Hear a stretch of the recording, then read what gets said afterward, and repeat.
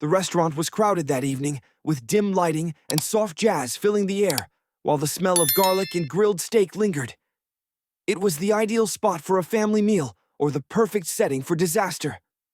I sat at the head of the table, with my parents beside me, Emma across from me, and Lily next to her, her little legs swinging beneath her chair. Emma's family was there too, her mother, her sister, and her sister's husband. Conversations blended together, laughter came in bursts, but I barely registered any of it. My mind focused on the wine, or more specifically, why Emma wasn't having any. She always had wine at dinner. Always. When the waiter came by offering the house red, Emma covered her glass with her hand and smiled politely, shaking her head. My stomach knotted, and my mouth went dry. She wasn't pregnant. I knew that for sure. We hadn't been together in weeks. It was her decision, not mine. So, what was the reason? Was it a health concern? Or maybe a guilty conscience? I leaned back, studying her. She seemed different, though maybe it was just me. Maybe I was imagining things, but her skin looked off, paler than usual. She seemed tired, drained. And then it hit me so suddenly, I almost laughed out loud. But I didn't. Instead, I smiled, picked up my glass of wine, and clinked my fork against it. To family, I said, raising my glass. And to honesty. A few confused glances, some murmurs. Emma's gaze locked onto mine, something flickering in her eyes. Panic, fear. Good. No wine for you tonight, darling? I asked, keeping my tone light and conversational. Or is it because you're on antibiotics for gonorrhea from your cruise? The table went quiet. Someone choked on their drink. Emma's mother gasped, and her fork clattered onto her plate. Emma's face drained of color so fast I thought she might faint right then. You, she started, her voice barely above a whisper. I didn't let her finish. Oh, don't look so shocked, I said. It makes sense now. You come back from your girls' trip, suddenly don't want to touch me, and then, boom, mystery illness. But it's not the flu, is it, Emma? I turned to her mother, who was staring at me in shock. Did she tell you she was sick? No, because she didn't want anyone to know what kind of sick it was. Emma shot up from her seat so fast that her chair nearly tipped over. You're out of your mind, she hissed, her voice trembling. But it wasn't anger, it was fear. And that's when Lily, sweet, innocent Lily, spoke up from beside her. Daddy, are you talking about Uncle Jason? The room seemed to turn upside down. My ears rang. It was as though the world had frozen. Except for my daughter, who looked up at me with wide, honest eyes, completely unaware of the bombshell she had just dropped. Uncle Jason? Emma's sister's husband. The man sitting just 4 seats away from me. The man who, at that very moment, had gone completely still, his face frozen in pure terror. My body went cold. My vision narrowed. Emma hadn't cheated with some random stranger on a cruise. No, she had cheated with him. Right under my nose, in my own family. And the worst part? My daughter knew. The silence after Lily's words wasn't just heavy, it was suffocating. No one moved, no one breathed.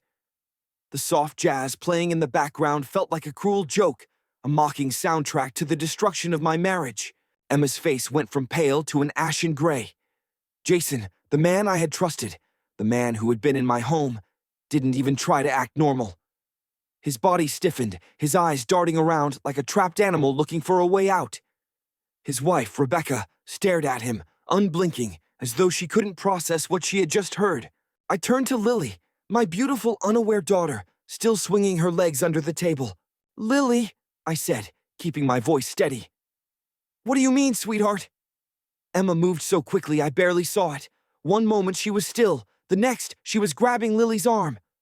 Not roughly, but firmly, too firmly. Baby, let's not talk about silly things right now, okay? Her voice was strained, trembling at the edges. Eat your pasta, Lily frowned, clearly confused by her mother's sudden reaction.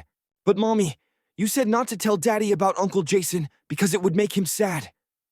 And just like that, the last piece of the puzzle clicked into place. The table erupted. Rebecca shot to her feet, knocking over her wine glass. What the hell is she talking about?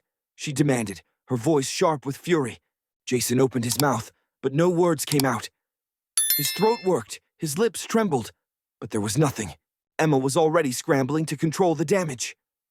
Lily's confused, she shrieked, her voice cracking as she reached for her daughter. She doesn't know what she's saying. She's just a kid. Lily looked up at Emma, then back at me, her eyes darting between our faces. She could tell something was wrong now, and she shrank in her seat, curling her small shoulders inward. Emma turned back to me, her eyes wild with desperation. You're really going to believe a child over me? She spat, her voice dripping with venom. I took a slow, quiet breath, then stood up. The chair scraped against the floor, cutting through the chaos, making everyone flinch. Jason tried again to speak, but I didn't let him finish. My fist hit his face so hard he flew out of his chair and crashed to the floor. The whole restaurant gasped, forks clattered, glasses tipped over, and people started screaming. Rebecca wailed. Emma yelled something, but I couldn't hear her. My hands were numb as I loomed over Jason, watching the blood drip from his nose. He didn't get up. He just lay there, stunned, shaking, looking up at me like a coward who knew he deserved everything coming his way. Emma lunged at me, trying to push me back, her nails digging into my arm. Are you crazy? She shrieked. You're acting like a psycho in front of our daughter. I slowly turned my head, meeting her gaze. Don't you dare talk to me about Lily, I said, my voice eerily calm. Not after you used her to cover up your filthy little secret. Her breath hitched for the first time since this started. She looked genuinely scared. Good. Jason was still on the ground, groaning, blood staining his nose. No one helped him, not even his wife. Rebecca stood frozen, her hands clenched into fists, her face twisted in a mix of shock and utter devastation. Emma grabbed my arm again, this time harder. We're leaving, she hissed. I yanked my arm free so quickly she stumbled back a step. You don't get to tell me what to do, I said, my voice low and steady. Not anymore. Lily was crying now, her small hands gripping the edge of the table, her eyes darting between us, trying to make sense of why her world had suddenly crumbled. That was the only thing that made me hesitate, the only thing that stopped me from flipping the table over and destroying everything right then and there. Emma saw that hesitation and pounced. Look at what you're doing, she snapped, pointing at Lily like she was some kind of prop in her performance. You're terrifying her. This is your fault. I laughed, bitter, humorless, and completely foreign. My fault? I repeated. You seriously have the audacity to stand here and act like I'm the bad guy. Emma's eyes flashed, something ugly twisting in her expression. You don't even know what you're talking about, she shot back, desperation creeping into her voice. You're just making assumptions. You have no proof. Mommy, Lily sobbed, tugging at Emma's sleeve. You said you loved Uncle Jason. Silence. Complete silence. Rebecca gasped, as if she'd been punched. Jason shut his eyes as though he were waiting for a bullet to the head. My mother grabbed my father's arm, her mouth set in a horrified line. Emma looked like she wanted to die. You what? Rebecca finally choked out, her voice cracking. Emma spun toward Lily so fast I thought she might grab her, maybe even shake her. Lily, stop! She snapped, her voice sharp enough to cut. You don't know what you're saying. Lily flinched, tears streaming down her small face. That was it.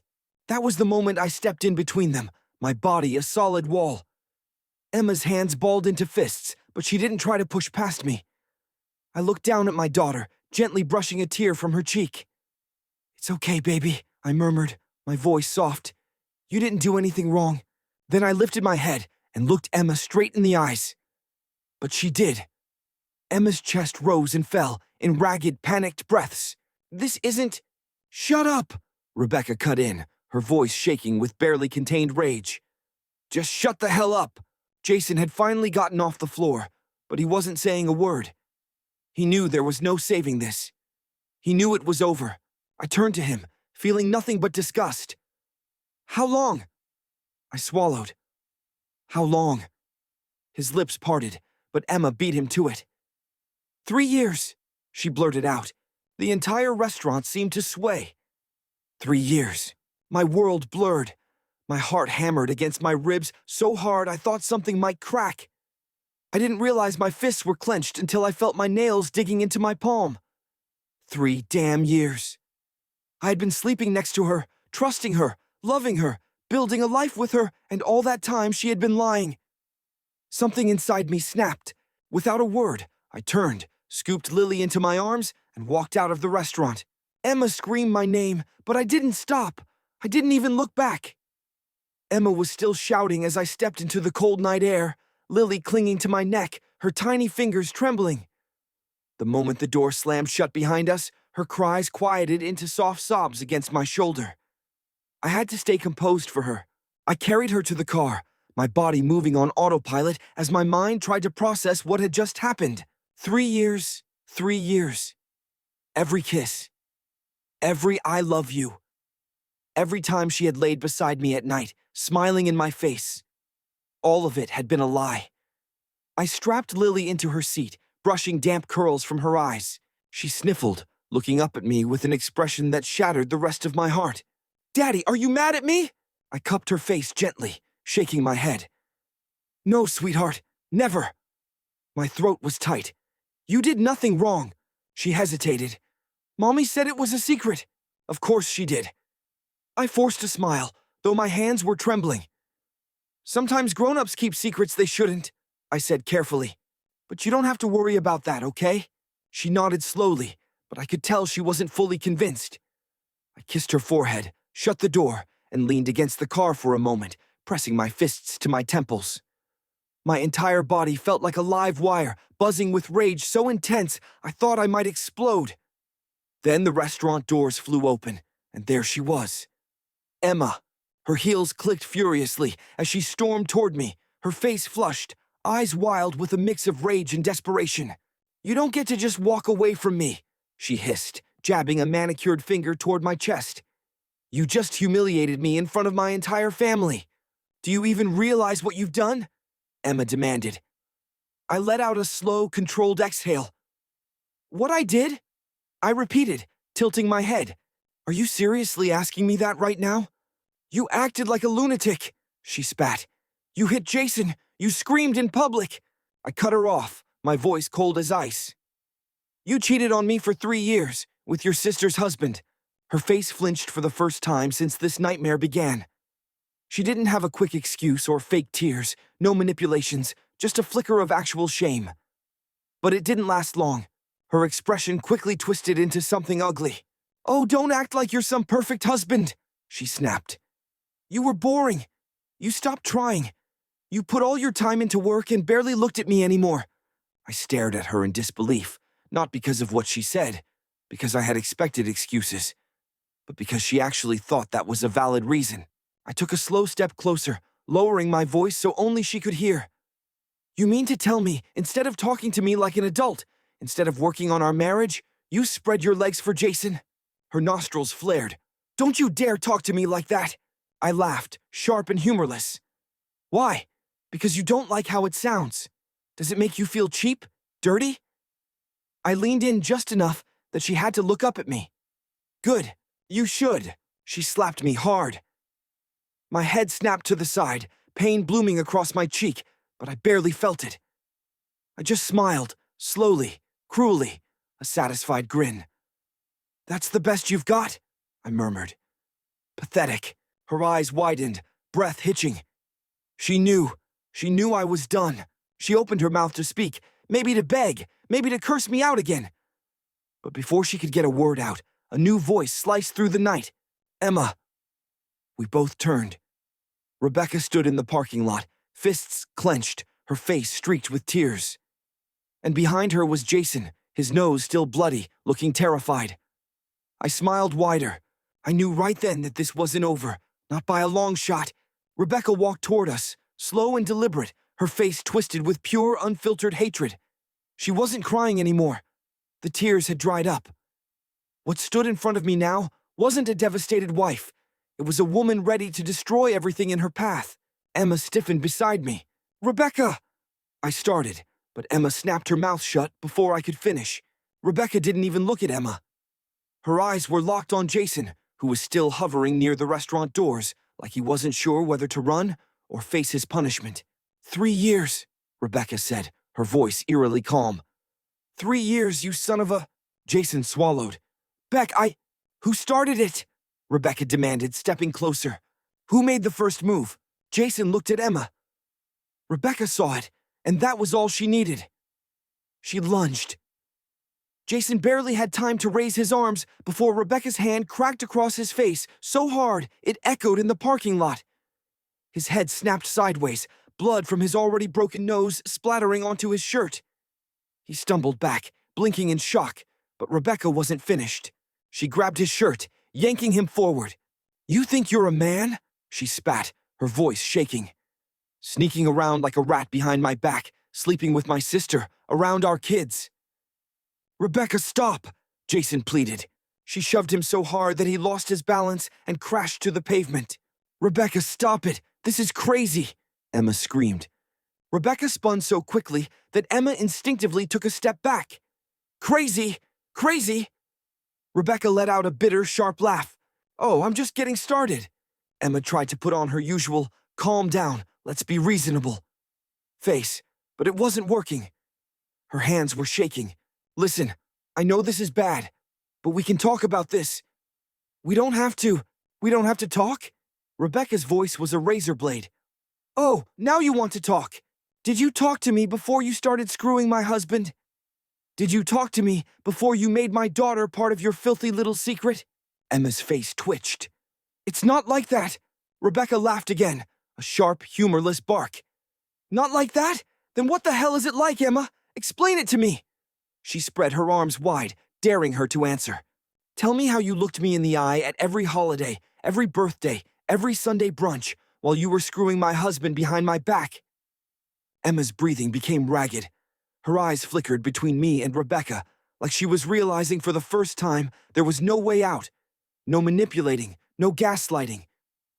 She was trapped, Jason groaned from the ground, wiping blood from his mouth. Rebecca, please! She turned back to him, a cold fury in her eyes. Shut up! Jason actually flinched. That's when Rebecca pulled something out of her pocket, her phone, and smiled. Emma froze. What is that? Rebecca tilted her head. Oh, just a little insurance. Emma's face turned pale. Rebecca, what did you do? I stepped forward, intrigued. Rebecca met my eyes, and for the first time I felt a chill run down my spine. There was something almost gleeful in her expression. She turned the phone toward me and pressed play. Emma's voice crackled through the speaker. I don't even feel guilty anymore, she said, followed by a breathless laugh. I mean, what he doesn't know won't hurt him, right? The world tilted. Emma's face collapsed. Oh my God! Jason made a strangled noise. Rebecca, where did you... Shut up, she snapped. The recording continued. Jason knows me better. He listens. He makes me feel things I don't feel with. I ripped the phone out of Rebecca's hands and hurled it against the pavement. It shattered on impact. Emma gasped, but I didn't care. I turned to her, my whole body vibrating with rage. You recorded yourself. Emma's lips trembled. I didn't know. Rebecca smirked. No, but I did. Emma sucked in a sharp breath. Oh, don't look so surprised. Rebecca sneered. You really thought I wouldn't notice? I wouldn't hear the whispers. The excuses. The way Jason would suddenly work late the same nights you would. She took a step closer, her voice lowering to something dangerous. I've known for months. Emma made a choked noise. Rebecca crossed her arms. I was just waiting for the right moment. She looked at me. This felt like the right moment. For the first time that night, Emma looked like she might actually break. But I wasn't done. Not even close. You disgust me, I whispered. Every single word out of your mouth, every smile, every kiss, it was all fake. Emma's eyes filled with tears. I never wanted to hurt you. I laughed, but you did. Silence. A long, suffocating silence. Finally, I exhaled. I turned to Rebecca. You and the kids have a place to stay? Rebecca hesitated, then nodded. My parents' place.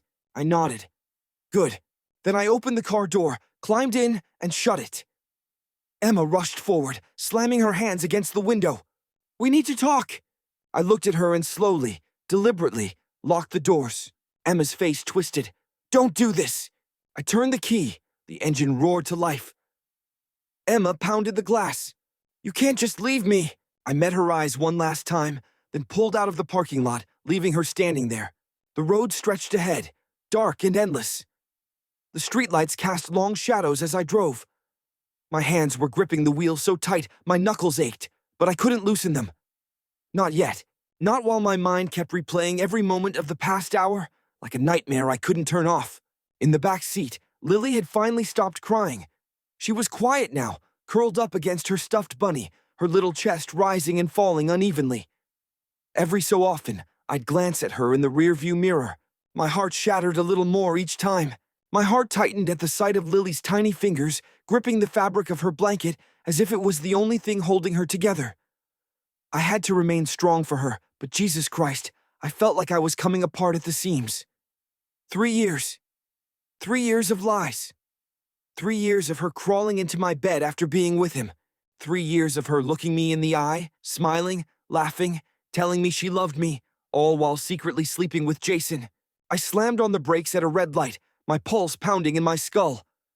I could still picture Emma's face, the panic in her eyes when Rebecca played that recording, the way Emma's voice had sounded so casual, like it was nothing, like I was nothing. I forced myself to take a shaky breath. Losing control wouldn't solve anything, and right now I had more pressing concerns. I had Lily to care for. I pulled into the driveway and turned off the engine. For a moment, I just sat there, staring at the house. My house. The one I had built for my family. The one Emma had turned into a lie. No, not tonight. Not with Lily watching. I unbuckled my seatbelt, stepped out of the car, and gently lifted Lily from the back seat.